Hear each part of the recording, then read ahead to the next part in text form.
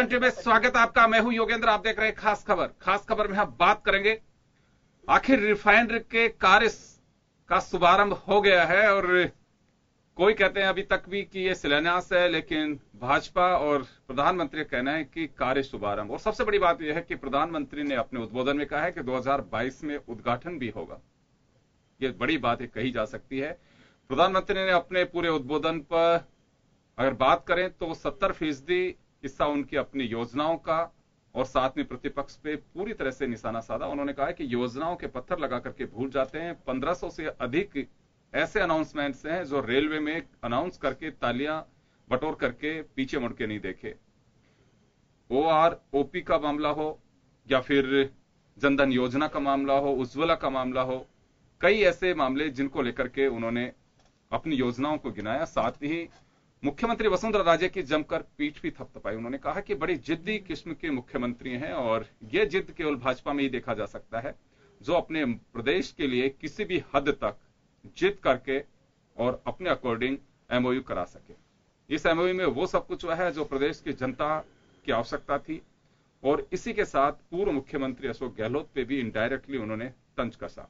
देखे पूरे मुद्दे का मजमून और उसके बाद हम हमारे पैनलिस्ट से मुखातिब होंगे। हमारे साथ कांग्रेस की वरिष्ठ नेता अर्चना शर्मा जी हैं, भाजपा के वरिष्ठ नेता चेलावत साहब हैं और वरिष्ठ पत्रकार श्याम सुंदर शर्मा साहब हमारे साथ जुड़ रहे हैं। आप सभी का स्वागत है। एक बार देखिए आज के एजेंडे का मजमून।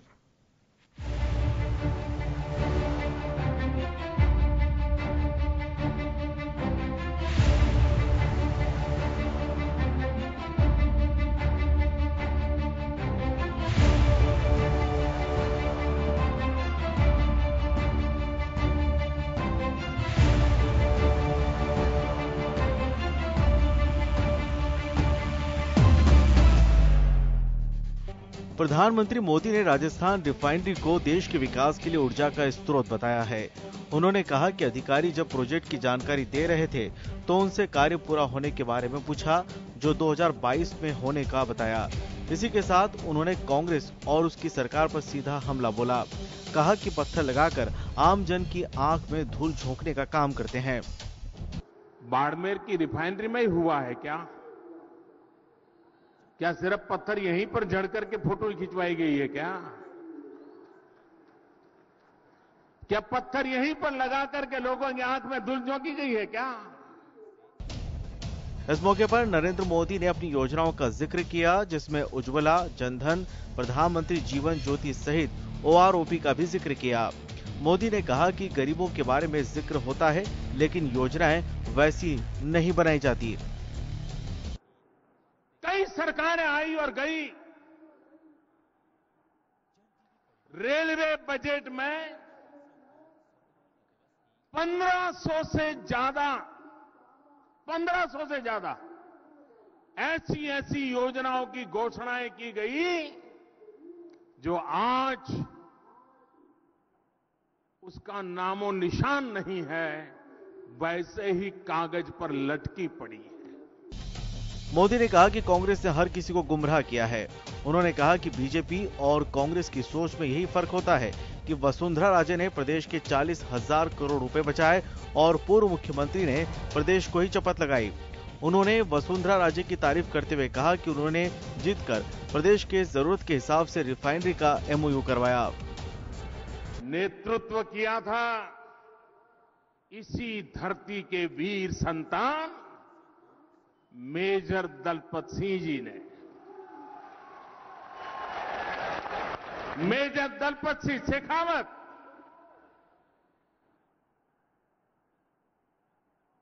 100 साल पहले इजराइल की धरती पे प्रथम विश्व युद्ध का नेतृत्व करते हुए हाइफा को मुक्त किया था। मोदी ने पूर्व उपराष्ट्रपति स्वर्गीय भैरव सिंह शेखावत, पूर्व केंद्रीय मंत्री जसवंत सिंह का भी जिक्र किया। उन्होंने शेखावत को रिफाइनरी की सोच का जनक बताया और जसवंत सिंह के स्वास्थ्य की जल्दी ठीक होने की कामना की।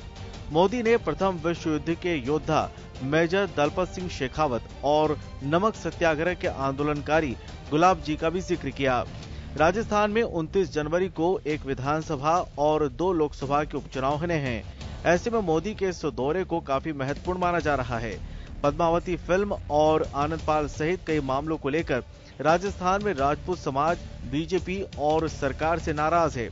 ऐसे में मोदी के डैमेज कंट्रोल करने की कवायद के रूप में देखा जा रहा है। हालांकि उन्होंने पद्मावती का जिक्र नहीं किया और अपने उद्बोधन में मोदी ने राजस्थान और राजस्थानियों की जमकर तारीफ भी की। ब्यूरो रिपोर्ट, जन टीवी न्यूज।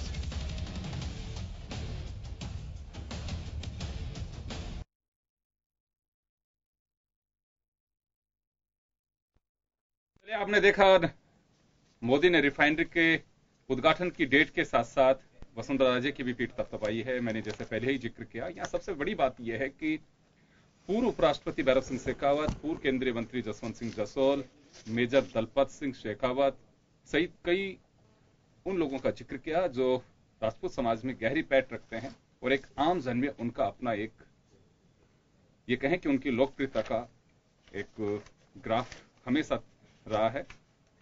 29 जनवरी को प्रदेश में विधानसभा के चुनाव होने हैं। कुछ विश्लेषकों का यह मानना है कि पद्मावती, आनंद पाल सिंह और पिछले दिनों जो जैसलमेर में एक राजपूत युवक थे, उनका कथित एनकाउंटर जो हुआ, उसको लेकर के काफी आक्रोशित है राजपूत समाज। उन सभा जो डैमेज कंट्रोल की दृष्टि से इसे देखा जा रहा है। खैर चले, लेकिन कुछ बातें ऐसी हैं जो अब तक जो बयानबाजी हो रही थी उस पर सवाल भी खड़ा करते हैं कि आखिर रिफाइनरी के सोच का जनक कौन है? वसुंधरा राजे हैं, अशोक गहलोत हैं, भैरव सिंह शेखावत हैं। अगर प्रधानमंत्री की बात पे यकीन करें तो उनका कहना है कि रिफाइनरी के बारे में सबसे पहले भैरव सिंह शेखावत ने सोचा। चले, हमारे साथ श्याम सुंदर शर्मा साहब बैठे हुए हैं। श्याम जी, 2-3 चीजें यहाँ पे हैं। प्रदेश में बाई इलेक्शन होना है 29 जनवरी को।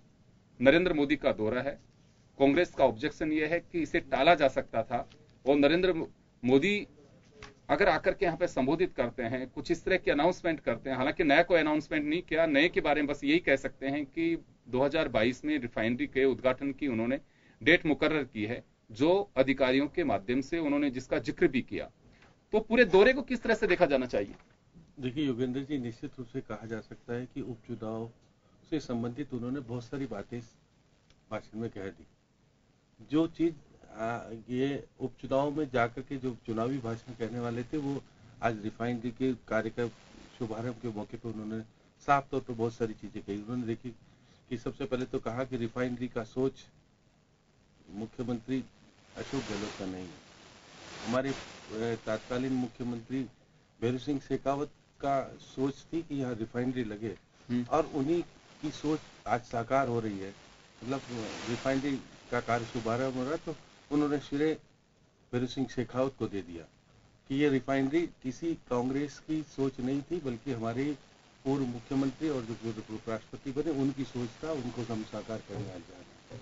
इससे देश को ऊर्जा मिलेगी और साथ में प्रदेश का तकदीर और तस्वीर बदल जाएगी। ये आज वो कह गए और उन्होंने सीधे तौर पर कहा कि रिफाइनरी का सौदा केंद्र के लिए घाटे का सौदा। वसुंधरा जी ने राजघराने के होने के बावजूद मारवाड़ी के रूप में हमसे सौदा किया और 40,000 करोड़ रुपए देश के हित में या राज्य के हित में ले लिए। ये उन्होंने आज कहा। इसके बाद देखिए और भी बातें उन्होंने कही, वन पेंशन वन रैंक की वाली बात आज यहाँ कहने की जरूरत क्या पड़ रही थी, इसलिए कि चुनाव को सीधे तौर पर दिखावा करने के लिए उन्होंने कहा कि वन रैंक वन पेंशन के लिए यूपीए सरकार ने 500 रुपए का 500 करोड़ का बजट देकर के कह दिया था कि हमने दी थी। जबकि मैंने रेवाड़ी के अंदर जब 2013 में मैं जब वहाँ गया था और सरकार नहीं थी, मैंने कहा हमारी सरकार आएगी तो हम इसको पूरा करेंगे। तो उस मेरी घोषणा को ये करने के लिए कि किस प्रकार से हमने पूरा कर दिया, 500 करोड़ का अंतरिम बजट में प्रावधान कर दिया। लेकिन जब मैंने इसको दिखवाया तो लगा कि 12,500 करोड़ रुपए इसमें चाहिए थे, इतना सरकार नहीं दे सकती थी। हमने कहा 4 किस्तों में देंगे, हमने 10,700 करोड़ रुपए तो दे दिए, बाकी भी हम देंगे। ये चुनावी भाषण के रूप में कह रहे थे कि बाकी हम देंगे। इसका मतलब सैनिकों को कहने के उन्होंने कहा कि हम देंगे, ये बात नहीं। उन्होंने उज्ज्वला योजना के तहत 3,30,00,000 घरों में कनेक्शन देने की बात थी। और देखिए उन्होंने फिर एक बार कह दी कि देश के 4 करोड़ गरीबों के पास आज भी बिजली नहीं है। हम हम महात्मा गांधी की जब 150वीं जयंती बनाएंगे, उस मौके पर हम इसको निःशुल्क गरीबों को बिजली का कनेक्शन दे देंगे। उनको देखिएगा, इस तरह के देखिए जो भाषण आपका चुनावी भाषण होता है, वो बिल्कुल तथ्य के रूप में उन्होंने अपनी बातों को कहा कि गरीब हमेशा अमीर होता है, कि कांग्रेस ने बैंकों का राष्ट्रीयकरण तो किया लेकिन गरीबों को वहां तक पहुंचने नहीं दिया। मैंने हमारी सरकार में आने के बाद 32,000 जनधन 32 करोड़ जनधन खाते खुले और उसमें कितना पैसा आ गया, 72,000 करोड़ रुपया लाके गरीबों ने जमा कर दिया। तो वो ये भी बताना चाह रहे थे कि हमारी सरकार ने किस प्रकार की योजनाएं दी है, गरीबों का भला कैसे होगा और गरीबों ने सरकार को क्या दिया, वो जाकर करके बहुत सारी चीजें कर रहे थे कि देखिएगा वसुंधरा जी ने आज प्रधानमंत्री के सामने मांग भी रख दी। अब ये देखिएगा कि कोई ये कहे कि कैसे रखी मांग रखी, उन्होंने कहा कि बाढ़ जैसलमेर तक रेलवे लाइन होनी चाहिए, जरूरत है। ये प्रधानमंत्री की बैठक, प्रधानमंत्री की सभा में उन्होंने एक मांग ये रखी। जब धर्मेंद्र प्रधान ने कहा कि क्योंकि यहाँ रिफाइनरी लगेगी, ऐसी स्थिति में यहाँ के युवकों को कैसे प्रशिक्षण मिलेगा, कैसे तैयार होगा, तो उन्होंने कहा, प्रधानमंत्री के सामने घोषणा कर दी कि जो टेक्निकल यूनिवर्सिटी है उसमें हम इस आने वाले सत्र से पेट्रोकेमिकल विषय स्टार्ट कर देंगे। ये उन्होंने आज घोषणा कर दी। और धर्मेंद्र प्रधान ने तो ये भी कह दिया कि बाड़मेर में लगाओ तो हम उसका सहयोग भी करेंगे। तो ये चीजें बिल्कुल तारतम्य के हिसाब से कहा कि जो पानी जो तलीय स्तर से ऊपर जो पानी का सतह है उसको हम कैसे ऊपर लाएंगे और उसको किस प्रकार से बंदरगाह के रूप में परिवर्तित करने का काम, जो बड़ा काम है उसको कैसे शुरू करेंगे, ये प्रधानमंत्री के सामने मांगे रख करके ये जताने का प्रयास किया कि आने वाले बजट में राजस्थान को इन मांगों को पूरा करने के लिए कुछ दे दो। ये चीजें प्रधानमंत्री के सामने कहने के बाद साफ तौर पर, क्योंकि वसुंधरा जी जब उपचुनाव में जाएंगी कहेंगी मैंने प्रधानमंत्री की सभा के सामने सब चीज कहा है और वो पूर्ति हो गई बजट, क्योंकि 1 फरवरी को जब केंद्र का बजट आएगा और 1 फरवरी को हमारे उपचुनाव की मतगणना होगी और उसकी घोषणा होगी कि कांग्रेस जीती या बीजेपी जीती। ये सारा निर्णय जिस प्रकार का चुनावी, तो आपको लगता है कि सारा पॉलिटिकल तारतम्य बैठता नजर आ रहा है इसमें पूरे, हम देखे नरेंद्र मोदी की सभा को, तो उस दृष्टि से चलिए अर्चना जी हमारे साथ में। आज पहली बार प्रधानमंत्री ने हमारे मुख्यमंत्री वसुंधरा राजे की तारीफ की, पहले नहीं की, मैंने पहले नहीं सुना।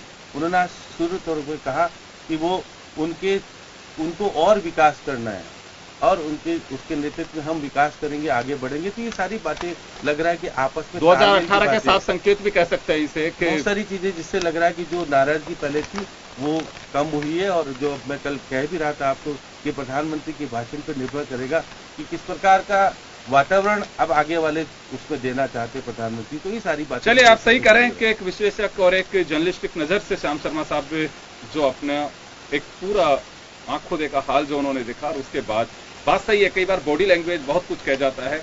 अगस्त में जब नरेंद्र मोदी उदयपुर आए थे तो कई सवाल खड़े कर गए थे कि सब कुछ ठीक नहीं है, लेकिन आज जो मंच की एक कहें कि हंसी का जो माहौल था, एक मुस्कुराहट की जो खूबसूरती थी, वो एक अलग मैसेज दे रही थी। और लगता है कि वसुंधरा राजे के सामने कुछ हर्डल्स अगर कहीं दिखाई दे रही थी वो दूर होती नजर आती हैं पॉलिटिकल कैरियर के हिसाब से 2018 के लिए।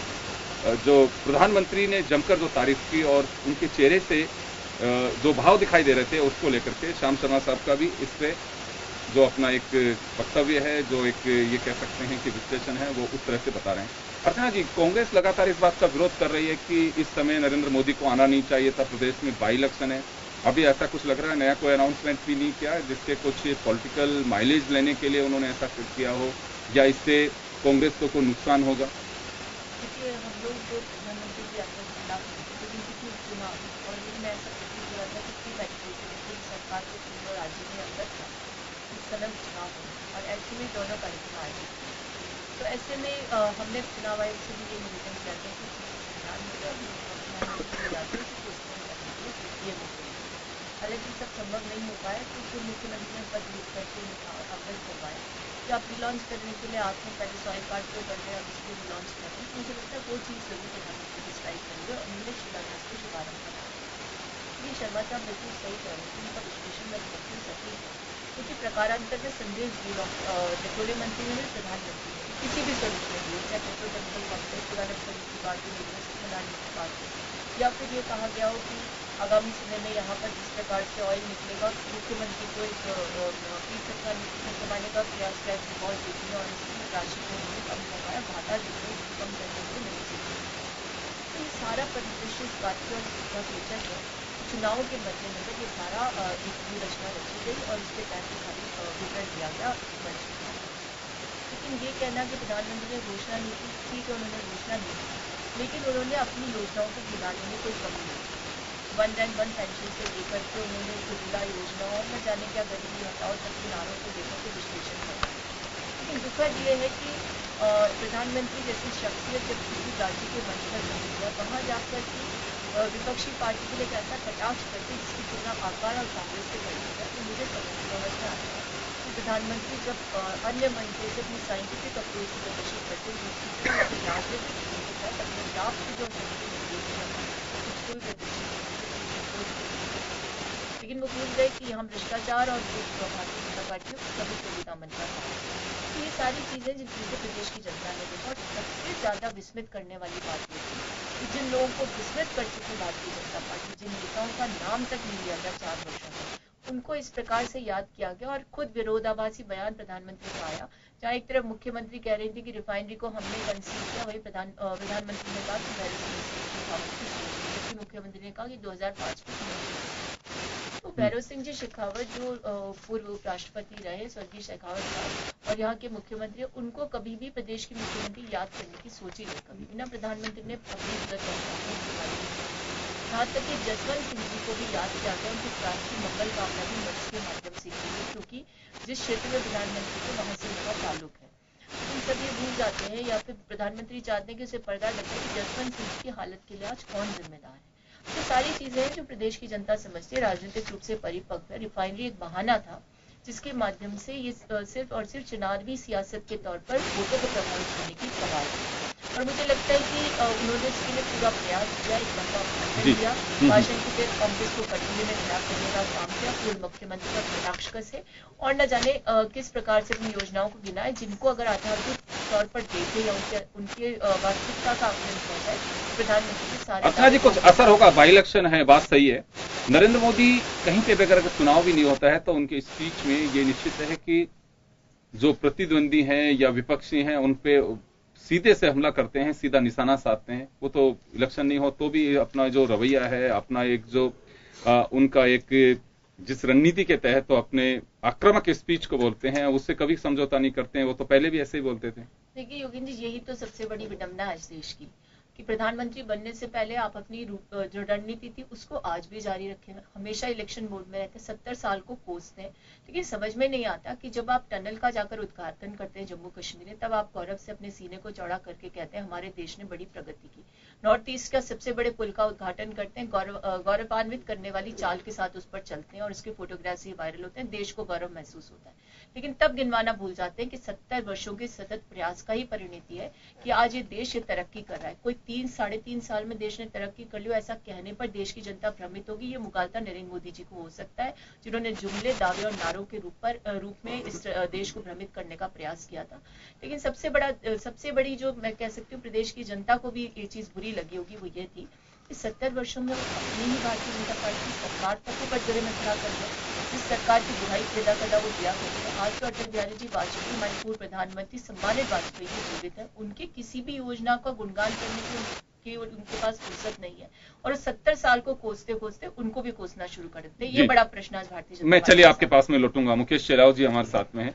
चेलाव साहब, कांग्रेस का साफ आपने ऑब्जेक्शन सुना, आरोप सुना कि ये पूरे एक चुनावी भाषण की तरह से नरेंद्र मोदी ने अपना भाषण दिया और प्रदेश में 1 विधानसभा सीट और 2 लोकसभा सीट के लिए बाई इलेक्शन 29 जनवरी को होना है। चुनावी भाषण के रूप में देखा जा रहा है इसमें। नहीं, देखो कांग्रेस के पास में आरोप लगाने के अलावा कुछ शेष बचा नहीं है। सबसे पहली बात मैं बताना चाहूंगा आपको कि जब ये रिफाइनरी वाली बात ये कर रहे हैं कि इन्होंने चुनाव को ध्यान में रखते हुए इसकी तारीख तय की है, ऐसा नहीं है। रिफाइनरी की तारीख आज से 3 महीने पूर्व तय हो चुकी थी और प्रधानमंत्री जी का कार्यक्रम भी तय हो चुका था। आपको ये बताऊंगा मैं कि 13/9/2017 को वहां पर जो बाउंड्री वाल का काम प्रारंभ हो गया था, तब शायद उपचुनाव की भूमिका भी नहीं रखी गई थी। ऐसा नहीं था कि उपचुनाव होना तय है। क्योंकि हमारे कई जो नेता दिवंगत हुए हैं वो उसके बाद ही हैं। तो कहने का मेरा तात्पर्य है कि कांग्रेस इसको हर चीज को चुनाव से जोड़ के देखती है। आज अगर प्रधानमंत्री, जैसे शर्मा जी ने भी कहा, प्रधानमंत्री जी अगर कोई बात करते हैं और तथ्यों के आधार पर करते हैं तो गलत क्या कर रहे हैं। आज अगर उन्होंने कहा है कि कांग्रेस केवल आधारशिला रखने का काम करती है, जिसने केवल शिलान्यास किया या खाली शिलापट रखाई है, उसका काम किया, तो इसमें गलत क्या किया है। आज जो रिफाइनरी का है, बिना किसी प्रकार की जांच परखे, बिना किसी प्रकार के बारे में सोचे समझे इन्होंने जो एमओयू किया था, उससे राजस्थान की जनता को 40,000 करोड़ रुपए का सीधा सीधा नुकसान हो रहा था। माननीय वसुंधरा राजे जी के नेतृत्व में जब राजस्थान में मुख्यमंत्री बनी वो और उनके नेतृत्व में जो सरकार बनी, तो सरकार ने इस एमओयू को जब धरातल पर देखा तो उससे लगा कि ये तो राजस्थान की जनता के साथ में बिल्कुल सीधा सीधा छलावा हुआ, और उस छलावे की वजह से उसने उनको रिव्यू करवाया। रिव्यू कराने के बाद में जो उससे जो एमओयू, नया एमओयू किया। एक छोटा सा सवाल है, ट्वीट किया है अशोक गहलोत ने, उन्होंने जानना चाहा है कि नरेंद्र मोदी, ये बात तो बहुत अच्छी लगी उनकी कि उन्होंने अधिकारियों से जब पूछा कि आप कार्य शुभारंभ तो करा रहे हैं लेकिन इसका उद्घाटन कब होगा, तो उन्होंने 2022 का जिक्र किया कि अधिकारियों से ये भी पूछ लेते कि जब योजना ही 37,000 करोड़ की थी तो 40,000 करोड़ का घाटा कैसे हो रहा था। उनको कम से कम ये भी एक जिज्ञासा उनमें होनी चाहिए थी as a prime minister, 40,000 crore के घाटे का मुझे गणित तो समझाइए कि मैं मन से जब बोलूंगा तो ये घाटा होगा कैसे। वो इस बारे में भी उन्होंने ट्वीट किया है कि प्रधानमंत्री जी इतने स्मार्ट है तो जरा ये भी पूछ लेते हैं कि 40,000 करोड़ के घाटे का मुझे जरा गणित तो समझाइए। नहीं, इनका सीधा सीधा था, जब प्रोजेक्ट की कॉस्ट 37,229 करोड़ रुपए थी और जो 15 वर्षों के अंदर 15 वर्षों तक राजस्थान सरकार को उनको जो अनुदान देना था, फ्री इंटरेस्ट फ्री लोन देना था, उसकी कॉस्ट और आप जोड़िए 56,000 करोड़ रुपए हो रही जी। और आज राजस्थान सरकार ने जो एमओयू किया है इसकी कॉस्ट 43,129 करोड़ रुपए बन रही है, और सरकार ने जो प्रतिवर्ष, जो कांग्रेस गवर्नमेंट के समय 3,736 करोड़ रुपए प्रति वर्ष, और वो भी 15 वर्ष तक देने का जो एमओयू किया था, राजस्थान सरकार ने नए सिरे से जो एमओयू किया है इसमें मात्र 1,123 करोड़ रुपए प्रति वर्ष 15 वर्षों तक देना है।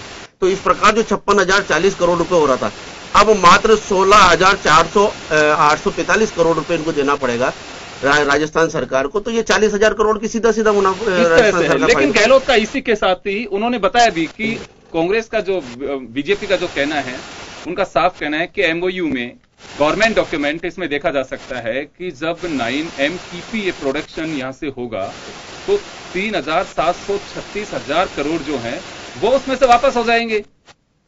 आप उसका जी ये यहां पे आकर के कि जब प्रोडक्शन उस समय 4.1 MTPA था, 4.5, तो जब 9 होगा तो 3,736 करोड़ रुपए वो तो एवरी ईयर वो वैसे कम होते चले जाएंगे, देना नहीं पड़ेंगे आपको। इसमें था 9 लाख मिलियन टन की रिफाइनरी, उस समय ये पोजीशन थी जब रिफाइनरी लगाने के बाद 4.5 MMTPA का ये प्रोजेक्ट था, और उसमें 4.5 जो था MMTPA उस समय प्रोडक्शन था, वो प्रोडक्शन, और उतना ही हमें इंपोर्ट करना था। जैसे जैसे प्रोडक्शन बढ़ता जाता, जो कि आज की स्थिति में बढ़ चुका है, 9.1 हो चुका है, तो ऐसे इंपोर्ट की आवश्यकता ही नहीं रही। तो स्वतः ही वो जो ऋण मुक्त जो था हमारा, ब्याज मुक्त जो ऋण था, वो अपने आप ही कम होता जाता। तो 4 वर्षों बाद अगर आप ये एमओयू करते हैं, ये दावा करते हैं, तो इस सिर्फ और सिर्फ भ्रमित करने की बात है। निवेश पर रिटर्न भी पहले 2% था, 12% किया गवर्नमेंट ने, 6 गुना बढ़ाया। शर्तों को कोई खुलासा नहीं किया, एमओयू कमोबेश वैसा का वैसा है।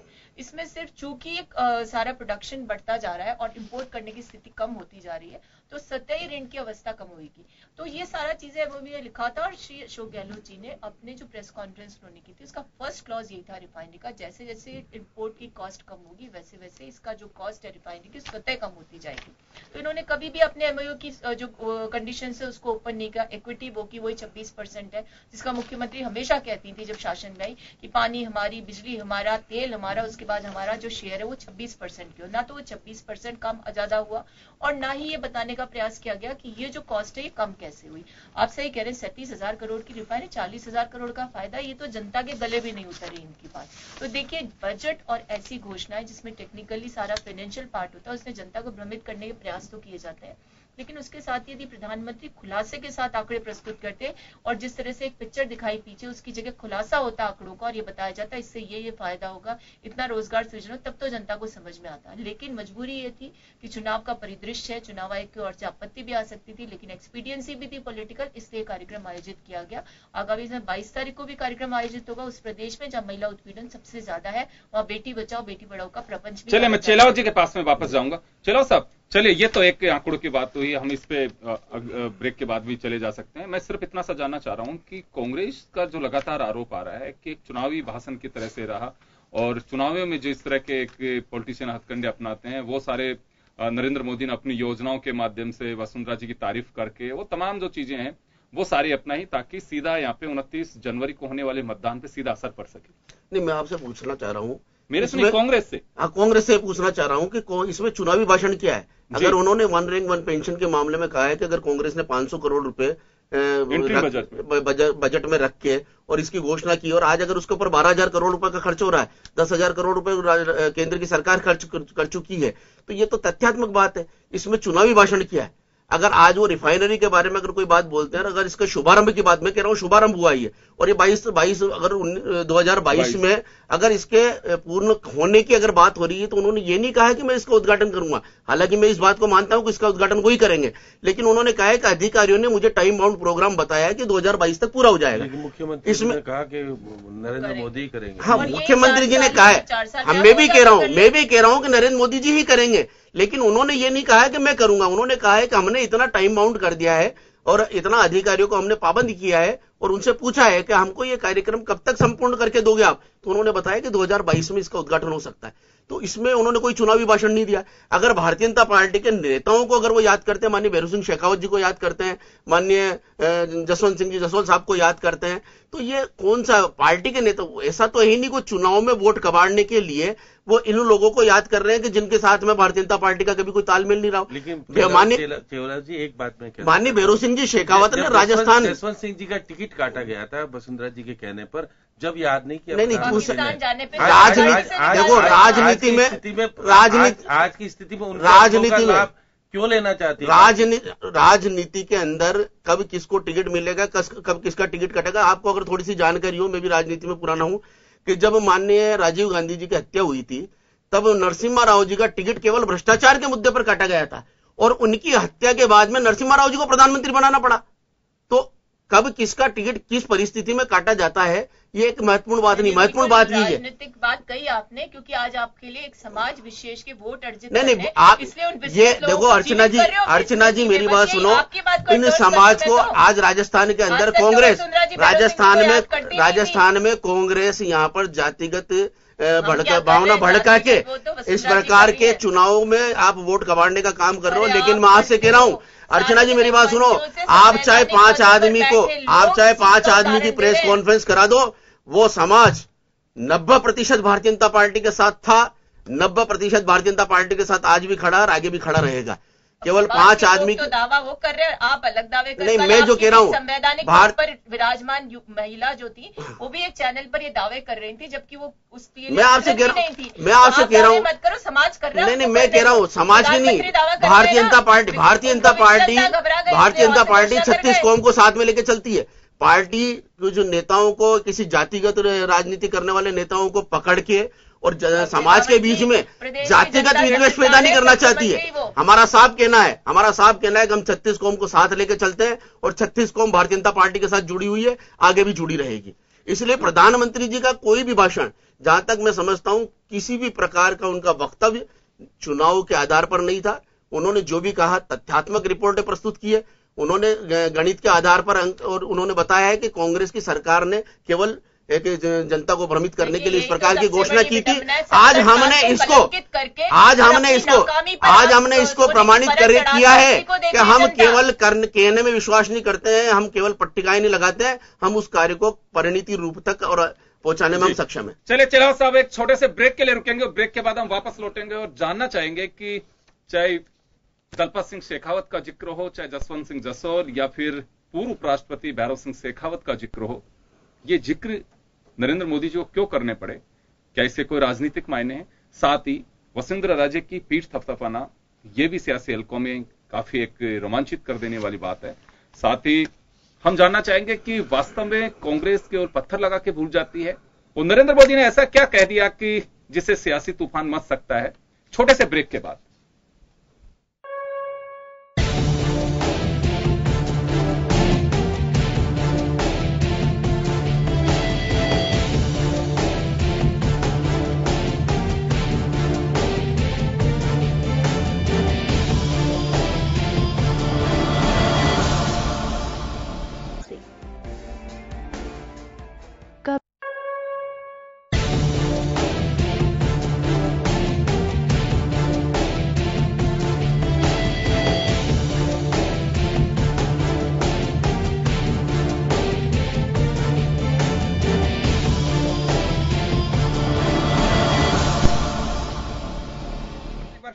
स्वागत है। आप देख रहे हैं खास खबर और हम बात कर रहे हैं प्रधानमंत्री नरेंद्र मोदी के 1 दिवसीय राजस्थान दौरे की। पचपदरा जो बाड़मेर में है वहां रिफाइनरी के कार्य का शुभारंभ किया उन्होंने।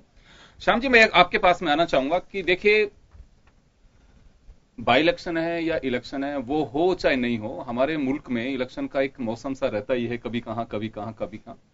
नरेंद्र मोदी के स्पीच को लोग इस मायने में भी देखते हैं कि मोदी की अब क्या स्टाइल में कोई बदलाव आ रहा है कि नया क्या पासा फेंकने वाले हैं। कुछ चीजों को देख करके वो अपने एक अलग अंदाज का एक स्पीच वो देते हैं। यहां आपने पहले हालांकि जिक्र किया, मैंने रोका भी आपको, राजपूत समाज के कुछ नेताओं का जिक्र किया जो मैं लगता है कि केवल राजपूत समाज के लिए नहीं है, भैरव सिंह शेखावत हो या जसवंत सिंह जसोल हो।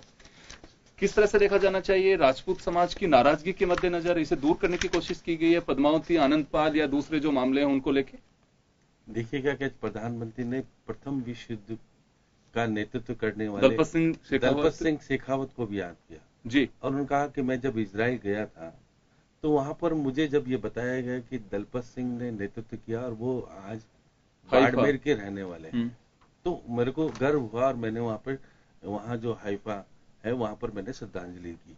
2 दिन पहले इजराइल के प्रधानमंत्री आए तो हमने भी कहा कि हमारी त्रिमूर्ति जो कैंपस बना हुआ है, दिल्ली में चौराहा जो बना हुआ है, उस पर हमने, क्योंकि वो भी दलपत सिंह की स्मारक, दलपत सिंह की याद में बनाया हुआ है, तो हम वहां लेके गए। उसका नाम भी हमने त्रिमूर्ति हाइफा स्मारक कर दिया है। तो हमने जाने का प्रयास किया कि देखिए कि हमारा गौरव कितना बड़ा है कि प्रथम विश्व युद्ध का नेतृत्व करने वाले बाड़मेर के हैं।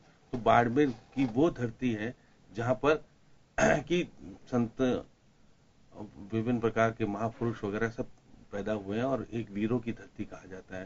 तो उन्होंने देखिए जसवंत सिंह को याद कर लिया। जसवंत सिंह को याद करते हुए याद करने क्यों वजह मैं ये इस वजह से पूछ रहा हूं कि नरेंद्र मोदी पिछली मर्तबा जितनी बार भी आए हैं कभी ऐसा जिक्र किया नहीं उन्होंने, अब की बार किया है। तो क्या राजपूत समाज की जो नाराजगी 2 दिन पहले प्रेस कॉन्फ्रेंस करके कांग्रेस का समर्थन किया है, वो नाराजगी दूर करने की कवायद देखी जा सकती है ये बीजेपी की? देखिएगा कि प्रधानमंत्री जब किसी भी प्रदेश में आते हैं तो उनको बैकग्राउंड पूरा अवगत कराया जाता है प्रशासन के माध्यम से, और संबंधित सरकार जो होती है वहां का दल जो भी होता है उनको पूरी तरीके से बातचीत बताता है कि किस प्रकार की चीजें स्थिति हो रही है और क्या हमको चाहिए। तो उसी के आधार पर उनका भाषण बनता है और वो बोला भी जाता है। जैसे आज जसवंत सिंह का जब नाम लिया गया तो लोग चौंक गए कि जसवंत सिंह को याद क्यों किया जा रहा है। जसवंत सिंह अभी भी उस हालत में नहीं जिस प्रकार से सक्रिय रूप से राजनीति में काम कर सके, लेकिन उन्होंने कहा कि वो स्वस्थ हो, उनका अनुभव देश में उपयोग में आए काम में। तो उनका लग रहा है कि जसवंत सिंह को वो चाहते हैं कि आने वाले। एक मेरा छोटा सा सवाल होगा, बेशक राजपूतों की नाराजगी दूर करने की हो या फिर राजपूत नेताओं को याद करने की बात हो, अगर यहाँ पे पद्मावती का अगर जिक्र नरेंद्र मोदी करते तो क्या एक बाध्य हो सकते थे पद्मावत को रोकने के लिए? देखिएगा यहाँ पद्मावती को नया विवाद पैदा करने के लिए, क्योंकि राजस्थान में तो राजस्थान सरकार ने बैन लगा ही रखा है, लेकिन यहाँ पद्मावती क्योंकि देश में बैन नहीं हो सकी रही है, उसमें क्योंकि पैसा जिस व्यक्ति का लगा हुआ है उसको बैन देश में नहीं करना चाहते। वो भी हमारे हाईकोर्ट में मुकदमा गया हुआ है। हाईकोर्ट अगर 23 तारीख को देख करके अगर राजस्थान सरकार के आदेश को क्वेश्चन कर देगी तो कर देगी, मना कौन कर सकता है? राजस्थान सरकार के आदेश को रद्द करने का काम हाईकोर्ट कर सकता है। तो ये चीजें क्योंकि बहुत सारी विवादित है, न्यायालयों में मामला विचाराधीन है, ऐसे में प्रधानमंत्री का किसी बोलना उचित नहीं होता। इसलिए प्रधानमंत्री आज यहाँ पे बोला नहीं, लेकिन उसका उन्होंने बाकायदा एक समाज विशेष का जिक्र करने के लिए पुराने नेताओं को याद किया, भैरव सिंह जी को याद किया। उन्होंने कहा कि उनका सपना था जो आज साकार हुआ है। जी, तो इसके पॉलिटिकल माइलेज बीजेपी गेन कर सकती है? पॉलिटिकल माइलेज तो बिल्कुल गेन करेगी कि वो अभी सब भी कहेंगे कि पूर्ववर्ती कांग्रेस सरकार या पूर्व मुख्यमंत्री अशोक गहलोत का विजन को दर से किनारे से खत्म खारिज कर दिया ना। आज प्रधानमंत्री ने कहा कि उनका विजन नहीं था, विजन तो हमारे। जी, लेकिन बीजेपी 2005 में वसुंधरा राजे जी का भी जिक्र करती है कि वसुंधरा राजे ने 2005 में ही अवगत करा दिया था कि हमें रिफाइनरी लगानी है। देखिए अब 2005 की बात कर रहे हैं, ये 2090 की बात कर लिया आज 1990। उन्होंने कहा कि 2090 में मुख्यमंत्री ने कहा था कि यहाँ का जब तेल निकलेगा तो रिफाइनरी लगेगी, उनका विजन है। तो आप कीजिए कि जब 2008 की बात तो कुछ होती नहीं, 2005 की बात तो कुछ सब सामने ही नहीं आती। चले तमाम जो संभावना उनको खारिज करते, कयासों को खत्म कर दिया नरेंद्र मोदी ने और कह दिया कि इसके सोच के जनक भैरव सिंह शेखावत हैं, ये माना जा सकता है। बिल्कुल उन्होंने कहा। अर्चना जी, एक मैं आपके पास आना चाहूंगा और मैं जानना चाहूंगा कि देखिए कटघरे में खड़ा किया है कांग्रेस को उन्होंने अपनी योजनाओं के जरिए, जो बता करके कि 1500 योजनाओं की तो अगर हम बात करें के लिए रेलवे के अंदर ही हैं, जो बिल्कुल घोषणा करके भूल गए, स्टोन लगाते हैं और उसके बाद में वापस रुक करके भी नहीं देखते हैं। और दूसरा, उन्होंने एक मैसेज देने की कोशिश की है कि योजनाओं का अगर शिलान्यास करते हो तो एक टाइम लिमिट भी तय करनी चाहिए कि इसका उद्घाटन या प्रोडक्शन कब होगा, कार्य योजना कंप्लीट कब होगी। इसमें तो कोई संदेह नहीं कि जो भी योजना कंसीव की जाए उसके कंप्लीशन का एक विजन होना चाहिए, और विजन हमेशा कांग्रेस ने रखा है। मेट्रो को लेकर भी हमारा विजन था, हमने उसको रखा और वो हमारे जाने के बाद भी वो कंप्लीट हुई, ऐसा नहीं हुआ कि वो नहीं कंप्लीट हुई। इसके अलावा अच्छा होता है कि प्रधानमंत्री एक दो योजनाएं प्रदेश के मुख्यमंत्री की गिना देते, जिसमें कि उन्होंने शिलान्यास किया और वो काम को मूर्त रूप दिया। सबसे बड़ी विडंबना इस प्रदेश की है कि कोई योजना ही नहीं आई इनके दिमाग में, किसी नई योजना को शुरू करने की कोई उत्साह इनमें दिखा ही नहीं, और जो पूर्ववर्ती शासन की योजनाएं थी उनको ठप कर दिया। रिफाइनरी को लेकर के इतनी ज्यादा जो उद्वेलन अब देखने को मिल रहा है, उसका कारण ये कि जनता में आक्रोश था, जनता समझ नहीं पा रही थी कि इतने बड़े प्रोजेक्ट को क्यों ये लंबित करना चाहते हैं। मैंने इनके एक साथी को सुना, हमारे भारतीय जनता पार्टी के साथी को, वही कह रहे थे कि साहब जमीन की रजिस्ट्री नहीं हुई, जमीन ही उसको एक्वायर नहीं की, भाई करें क्या, पूर्ववर्ती शासन में बॉर्डर स्कैम हो गया बाड़मेर, और जो लोग संलिप्त थे वो आज इनकी पार्टी में कैबिनेट मंत्री का दर्जा प्राप्त किया। उन सारे प्रपंचों से निकलना, उन जमीनों को मुक्त करवाना, और उसके बाद रिफाइनरी प्रोजेक्ट के बारे में योजना बनाना, और उसके साथ एमओयू करना, क्या एचपीसीएल विदाउट लैंड एक्विजिशन के तैयार हो जाती, तो ये सारी चीजें भ्रमित करने के लिए कही जाती हैं। यदि हम शासन में पुनः आते निश्चित रूप से आज रिफाइनरी शुरू हो चुकी होती, यहाँ पर पेट्रोकेमिकल कॉम्प्लेक्स बन जाता, लाखों रोजगार मिल जाते, वहां पर कॉलेज यूनिवर्सिटी स्थापित होते और शिक्षा के क्षेत्र में बड़ा प्रतिमान वहां स्थापित हो जाता। लेकिन समस्या ये है कि जब आप किसी की योजना को ही मूर्त रूप देते हैं, उस समय यदि उसको स्वीकार भी नहीं करते, उसके प्रति थोड़ा भी आभार व्यक्त नहीं करते, तो आपकी संकोचित सोच निश्चित रूप से सामने आती है। और यही सबसे बड़े देश की कह सकते हैं दुर्भाग्य है कि प्रधानमंत्री जब किसी भी चीज का शिलान्यास करते हैं या उसका उद्घाटन करने का प्रयास करते हैं, तो उस समय भूल जाते हैं कि पूर्ववर्ती समय में जो इतने सतत प्रयास हुए, जैसे मुख्यमंत्री ने कह दिया कि तो पत्थर लगाना जानते, इमारत हम बनाते, शायद वो भूल गई पत्थर से नींव डलती और नींव के ऊपर इमारत खड़ी। जो लोग पत्थर ही नहीं लगा सकते, तो किस नींव के निर्माण की बात करेंगे और किस इमारत के स्वप्न दिखाने का प्रयास करेंगे।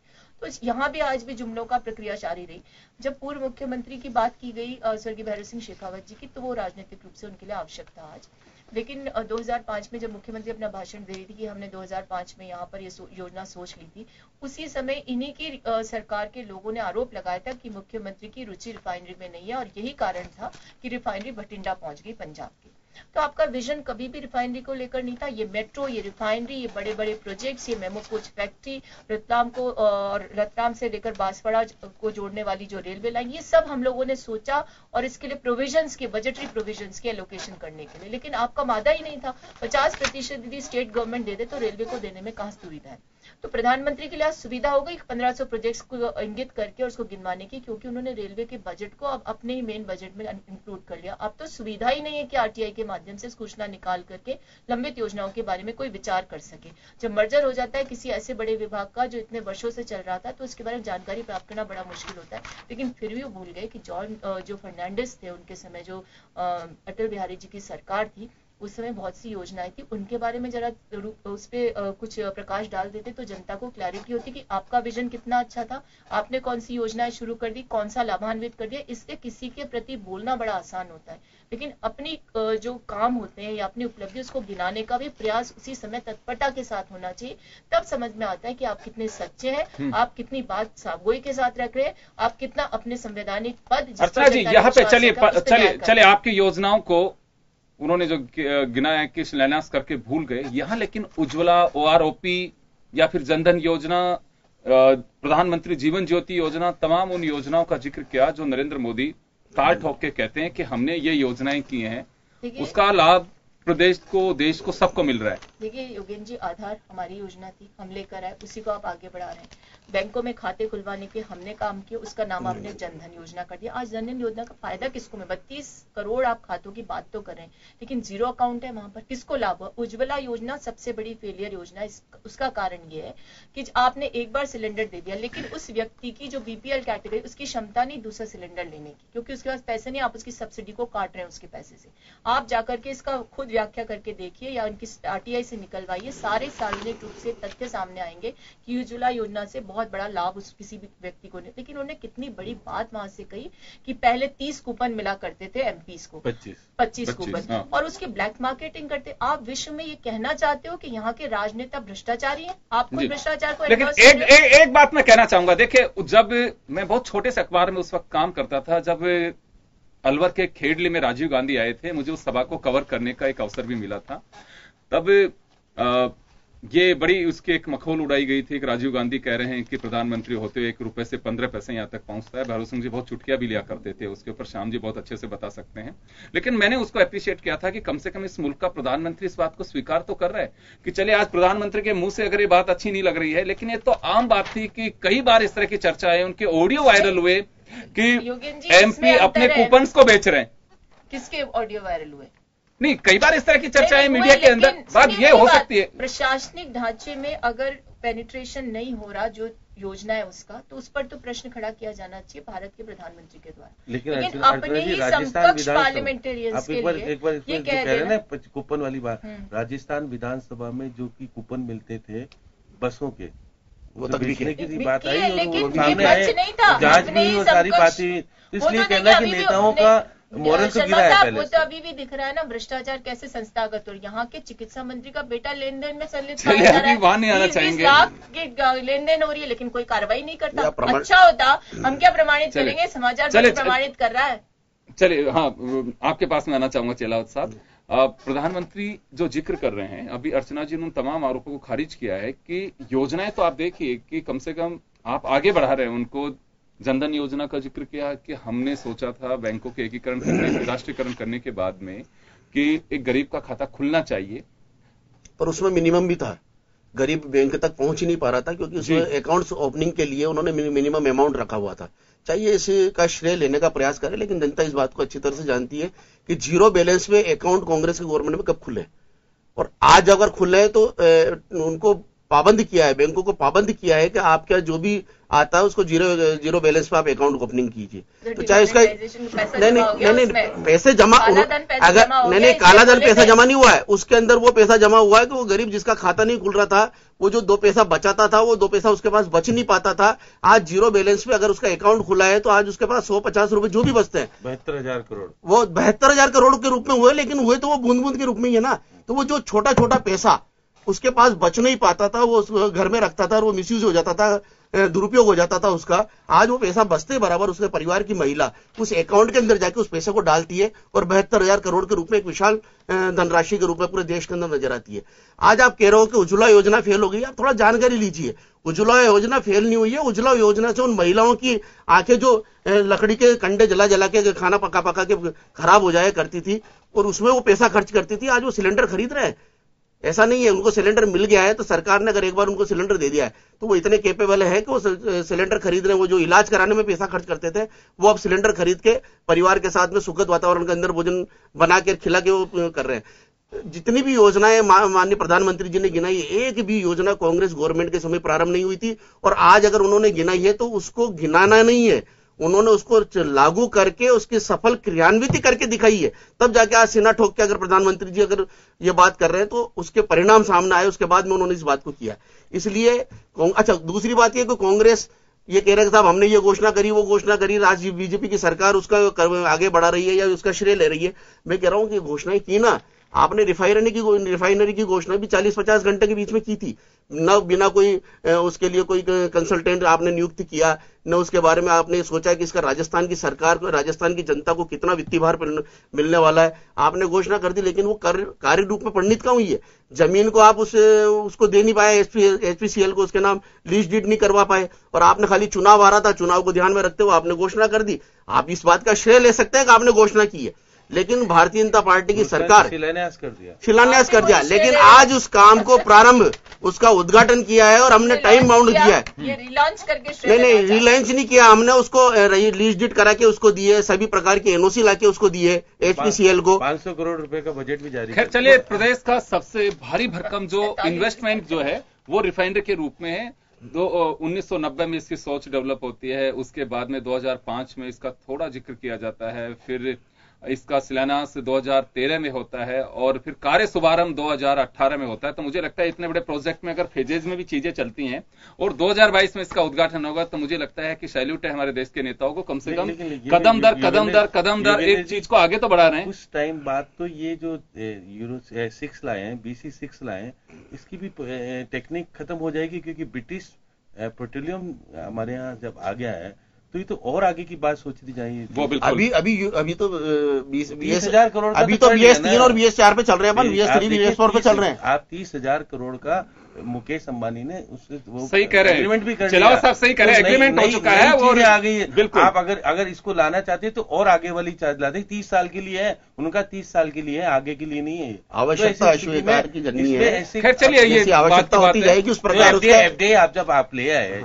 तो FDI का तो इसमें तो जिक्र होता है, तो विदेशी कंपनी कर देते तो निश्चित रूप से प्रदेश को भला हो सकता है। मैं एक बात जानना चाहूंगा यहाँ पे श्याम जी, अर्चना जी ने एक बात कही थी अभी कि प्रधानमंत्री ने प्रदेश की एक भी योजना का जिक्र नहीं किया जिसके लिए प्रदेश की सरकार राष्ट्रीय स्तर पे अडॉप्ट करने की बात कहते हैं कि दूसरे प्रदेश भी हमें फॉलो कर रहे हैं, लेकिन प्रधानमंत्री जी ने राजस्थान की किसी भी योजना का जिक्र किया नहीं।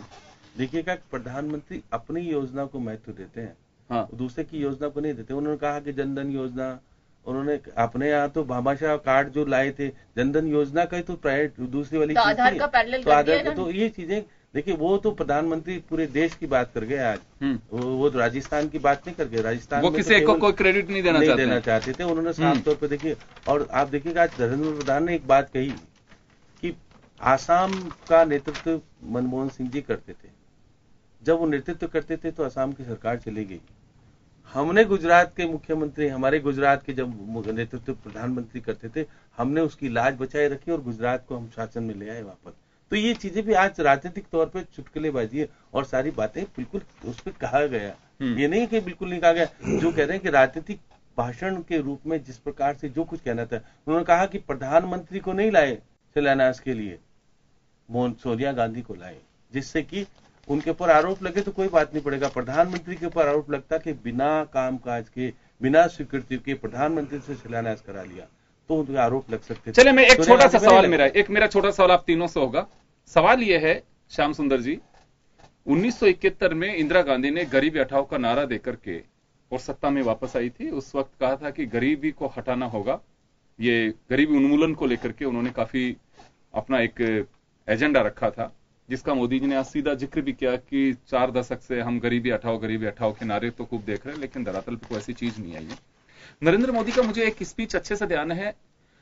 नोटबंदी के बाद इलाहाबाद में उन्होंने एक स्पीच दिया था और जब कहा था सीधा हमला वो पूंजीपतियों पे था, आपको ध्यान होगा, जिसमें उन्होंने कहा था कि नोटबंदी से सबसे ज्यादा तकलीफ पूंजीपतियों को हो रही है और मेरा गरीब जिससे लाइन में खड़ा किया गया और आज उस गरीब की खुशी अमीरों से देखी नहीं जा रही। आज एक अच्छे से आप गौर करिए मोदी साहब के स्पीच पे, उन्होंने एक बात कही थी कि बहुत सारे गरीब मैंने ऐसे देखे जो दिल के अमीर होते हैं और बड़े अमीर ऐसे होते हैं कई जो दिल के गरीब होते हैं। 72,000 करोड़ का जो जिक्र आप कर रहे हैं, 32 करोड़ खातों में, वो भी उसी के साथ में आप देखिए उन्होंने जो जिक्र किया, मैं आपको उस ओर लेके जाना चाहूंगा। आज उन्होंने गरीबी और अमीरी, उन्होंने गरीबी अमीरी का अंतर दिखाया और गरीबों को दिखाया कि देश के प्रति कैसे समर्पित है गरीब। जी बिल्कुल बिल्कुल बिल्कुल। क्या अभी भी नहीं, मेरा सवाल यह है कि नरेंद्र मोदी जी ने 1971 का जिक्र इनडायरेक्टली किया इंदिरा गांधी के वक्त का, और जो लगातार चल रहा है इसमें कोई वो भी नहीं है। आप ये बात सही कह सकते हैं कि नरेंद्र मोदी ने वो कुछ बोला जो देखा है। एक चीज और, तो क्या एक बार फिर गरीबी का राजनीतिकरण होगा? आज देखिए क्या उन्होंने कह दिया कि 4 करोड़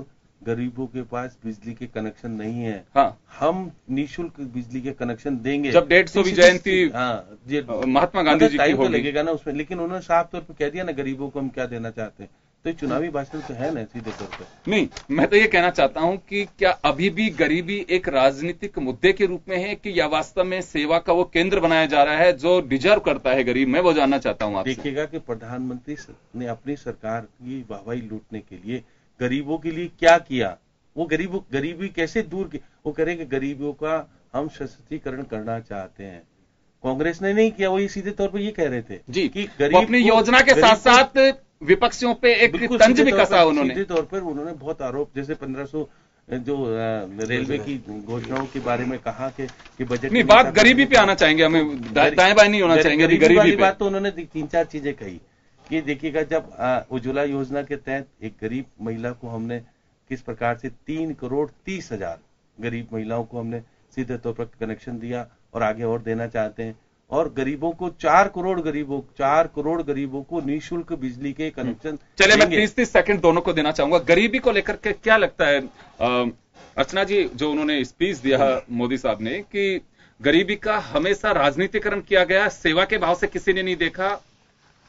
देखिए नरेंद्र मोदी जी जब शासन में आए या उससे पूर्व जब चुनाव प्रचार कर रहे थे तब उनका सारा इंक्लिनेशन जो था पूंजीपतियों के प्रति था, और जब राहुल गांधी जी ने सूझबूझ की सरकार और सारी तरीके से इस तरह से उनको टारगेट किया और उनको ये समझ में आने लगा गरीब जनता की तरफ समर्पित योजनाओं की आवश्यकता है, तब जाकर के भारतीय जनता पार्टी थोड़ा सा गरीबों के बारे में बोलना शुरू करी। लेकिन वास्तविकता ये कि गरीबी के उन्मूलन में जो स्थितियां हैं उसको लेकर जो हंगर इंडेक्स के आंकड़ा है उसने बयां किया किस प्रकार की भूखमरी कुपोषण इस देश में व्याप्त है, किस प्रकार से सारा जो पूंजी है उसका संकेंद्रण पूंजीपतियों के पास। तो चलिए प्रधानमंत्री के शब्दों से वो विजन दिख रहा है जिससे गरीबी कुछ दूर हो सकेगी। देखिए प्रधानमंत्री सिर्फ हवाई बातें करके चले गए कि हमने रसोई गैस सिलेंडर उपलब्ध करवा दिया, हमने जनधन खाता। आपको लगता है कि कुछ नहीं होगा, गरीबों का नहीं होगा कुछ, जीरो अकाउंट वहां रहेगा? आपको क्या लगता है कि गरीबों को कोई ऐसे इन भाषणों से या कुछ फायदा नहीं? चलिए मुकेश चलाओ साहब, आखिरी सवाल आपसे मेरा 30 सेकंड में मैं जानना चाहूंगा कि गरीबी उन्मूलन का जिक्र किया है नरेंद्र मोदी ने, गरीबों को फोकस किया है जो एक राजनीतिक बयान की तरह से देखा जा रहा है, लेकिन कांग्रेस ने साफ कहा है